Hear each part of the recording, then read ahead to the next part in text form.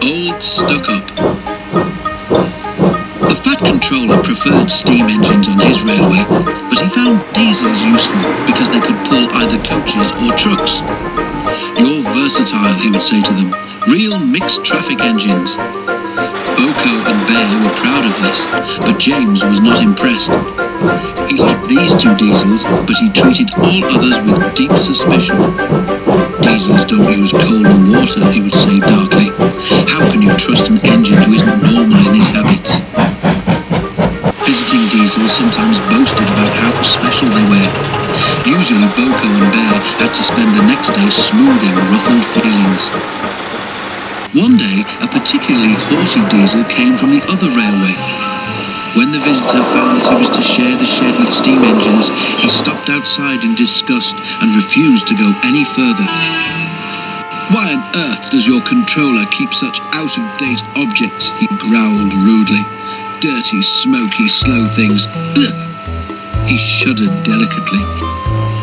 "On our railway," the diesel continued loftily, "steam engines are kept strictly in their place and not allowed on the main line without special permission." Boko, who was showing the diesel round, lost patience. "Stay outside then if you're so proud about it," he said crossly. "I'm going to join my friends." "I hope it's cold tonight and he can't start in the morning," snorted James. "At least someone might want to preserve us. Who'd need him? Old Stuck Up." The engines were glad when morning came. They went to fetch their trains as early as they could, and the visitor was left alone. "That's better," he purred to himself. "How can an engine rest in all that hissing and clanking?" The cleaning equipment and fuel supply were in the part of the shed which Boko and Bear shared.